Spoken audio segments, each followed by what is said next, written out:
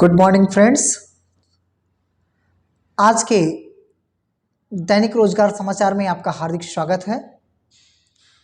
मित्रों, मैं प्रतिदिन आप सभी के लिए नए नए शिक्षा जगत से संबंधित सूचनाएं उपलब्ध कराने के प्रयास में रहता हूं। आप शिक्षा जगत की जो भी महत्वपूर्ण सूचनाएं होती हैं वो आपको दिन प्रतिदिन मेरे चैनल पे मिलती रहती हैं। तो मेरे चैनल को यदि आप पसंद करते हैं तो सब्सक्राइब अवश्य कर लें, बेल आइकन दबा दें ताकि प्रतिदिन इसी तरह के वीडियो आपको मिलते रहें। यदि हमारे ये समाचार अच्छे लगते हैं तो चैनल को लाइक, कमेंट और मित्रों के साथ शेयर अवश्य किया करें। मित्रों, पहली खबर है 10वीं 12वीं के प्रैक्टिकल 1 जनवरी से होंगे। सीबीएसई के बोर्ड जो भी हैं उनके केंद्रीय माध्यमिक शिक्षा परिषद सीबीएसई ने 10वीं और 12वीं बोर्ड परीक्षा के प्रैक्टिकल का शेड्यूल जारी कर दिया है। सीबीएसई की वर्ष 2024 की लिखित बोर्ड परीक्षाएं फरवरी से प्रस्तावित है। ध्यान दीजिएगा मित्रों, फरवरी में 2024 के फरवरी में इसका बोर्ड परीक्षा प्रस्तावित है। इससे पहले बोर्ड संचालित सभी विद्यालयों को प्रैक्टिकल निर्धारित समय से पूरे कराने होंगे। इसके लिए बोर्ड ने 1 जनवरी से 15 फरवरी तक की तारीख तय कर दी है और ये दिशा निर्देश विद्यालयों को भेज भी दिए गए हैं। प्रैक्टिकल कराने के साथ ही बोर्ड के पोर्टल पर प्रैक्टिकल के अंकों को भी अपलोड करना होगा। इस वर्ष हाई स्कूल और इंटर में तकरीबन 30,000 छात्र छात्राएं पंजीकृत हैं। ये बोर्ड के लिए है, सीबीएसई बोर्ड के लिए है और 20 और 30 अंकों के प्रैक्टिकल होते हैं। बोर्ड द्वारा प्रैक्टिकल के लिए अलग अलग विषयों के लिए 20, 30 और 50 अंक तय किए गए हैं। 15 फरवरी तक सभी स्कूलों को प्रोजेक्ट और इंटरनल असेसमेंट जमा करने होंगे। तो ये आपके लिए होंगे। जितनी भी सूचनाएं दी जा रही हैं वो समय समय पर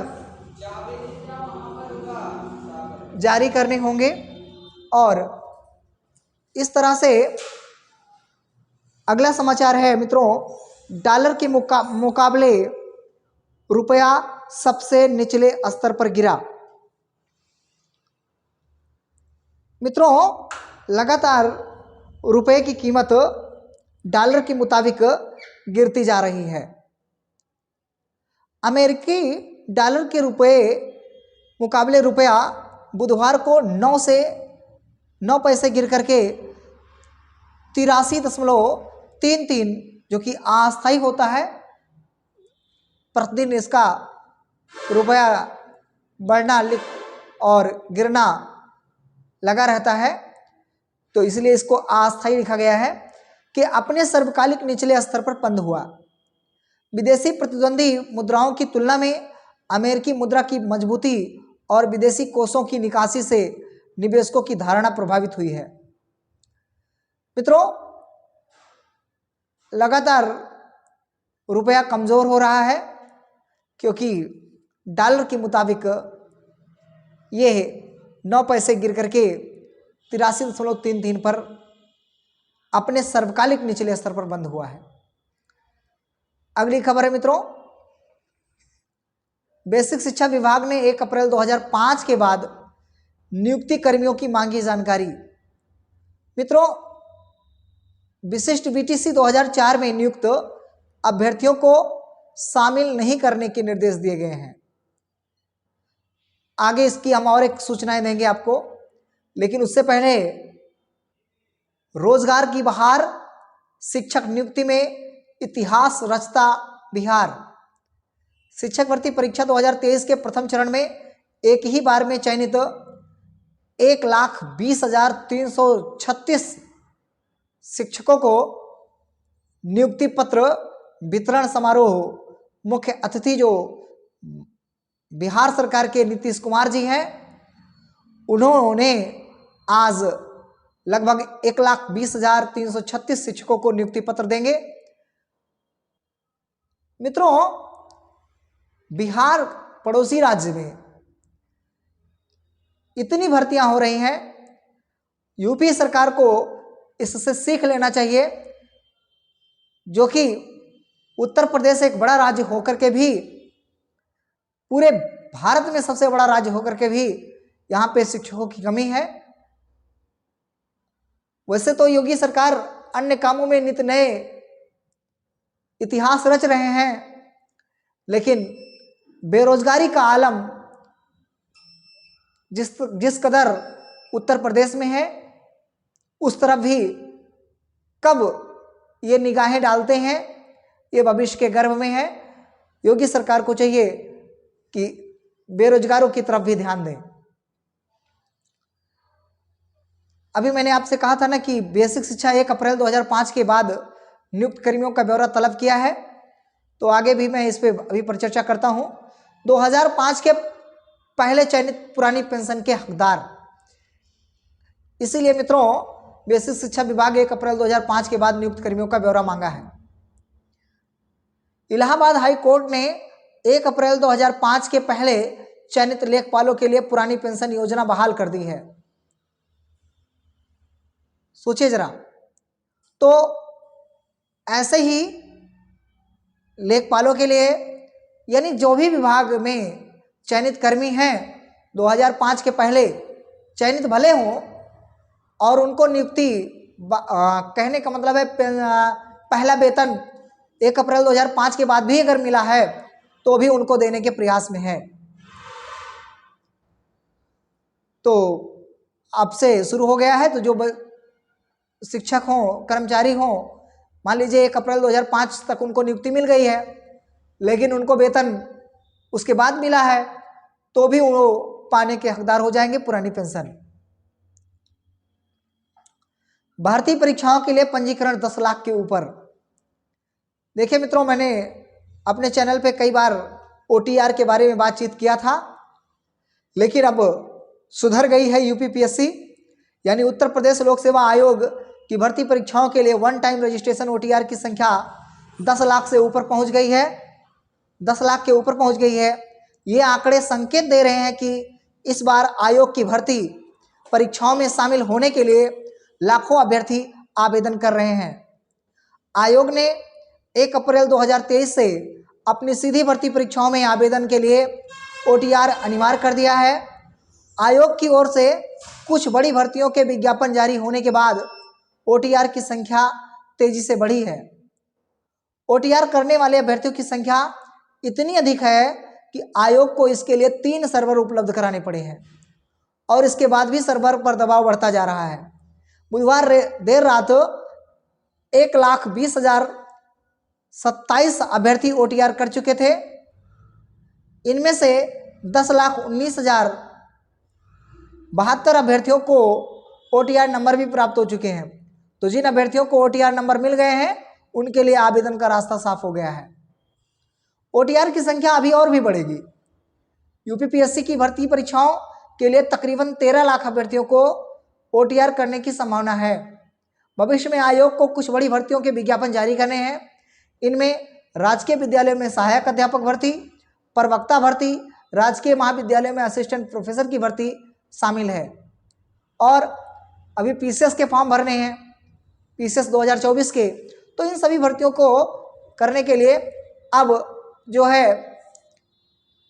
OTR आसानी से हो जा रहा है। मित्रों, जो भी हमारे व्यूवर हैं, यदि OTR अभी तक नहीं किए हैं तो OTR में जाकर के कर सकते हैं और तुरंत का तुरंत रजिस्ट्रेशन करेंगे। जैसे OTR के लिए पंजीकरण करेंगे उनको OTR नंबर मिल जाएगा। पहले 72 घंटे के लिए जो है प्रतीक्षा करनी पड़ती थी, अब 72 घंटे प्रतीक्षा नहीं करनी पड़ेगी, वो तुरंत के तुरंत पा जाएंगे। मित्रों, और एक खबर है यहाँ पे, APS भर्ती के लिए आवेदन का आज आखिरी मौका। भर्ती के बृहस्पतिवार, यानी APS भर्ती के बृहस्पतिवार को आवेदन का अंतिम मौका है। APS के 328 पदों पर भर्ती के लिए 19 सितंबर से ऑनलाइन आवेदन प्रक्रिया शुरू हुई थी। आवेदन की अंतिम तिथि 19 अक्टूबर थी। आवेदन के लिए OTR अनिवार्य किया गया है और सर्वर पर दबाव के कारण OTR नंबर नहीं प्राप्त कर पा रहे थे लोग, तो इस वजह से उनका आवेदन स्वीकृत नहीं हो पाया था। अभ्यर्थी परीक्षा में शामिल होने के लिए वंचित रहे। इसके लिए उत्तर प्रदेश लोक सेवा आयोग ने आयोग की अंतिम तिथि 2 नवंबर बढ़ा दी थी। तो आज जो भी APSC भर्ती के लिए पंजीकृत करने के लिए आतुर अभ्यर्थी थे, वो जाकर के आज अंतिम मौका दिया गया है, वो जाकर के अपना आवेदन भर सकते हैं। टेलीग्राम पर बिजनेस का झांसा देकर के 69,30,000 की ठगी हुई है। मित्रों, बिजनेस जब आप ऐसे प्लेटफॉर्म पे करेंगे तो धोखा होने की संभावना, गुंजाइश ज़्यादा रहती है। रुपए दोगुना करने की लालच में 9,41,000 रुपये ठगे गए हैं। ऐसे मामले बहुत प्रकाश में आते हैं। तो हम आपको ये चाहिए कि इस तरह का लालच 2 गुना, 3 गुना, 5 गुना के लालच में ना आकर के जब तक उसको प्रत्यक्ष रूप से देख ना लिया जाए तब तक इस तरह के साइबर अपराध होते रहते हैं। और साइबर से यानी टेलीग्राम से इस तरीके के बिजनेस को अपनाना नहीं चाहिए। आप आंखों देखी देखें तभी आप उसको माने, अन्यथा ऐसे टेलीग्राम पे, ऑनलाइन पे इस तरह से जो है बिजनेस करना, कहीं ना कहीं आप भी धोखाधड़ी के शिकार हो सकते हैं।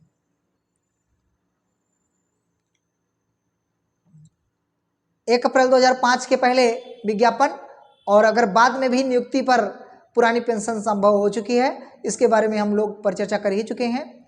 बहुत ही महत्वपूर्ण खबर है मित्रों। अब महीने भर में लाखों युवाओं के हाथों में होंगे नए स्मार्टफोन। सरकार स्मार्टफोन और टैबलेट खरीद पर रख रही है पैनी नज़र।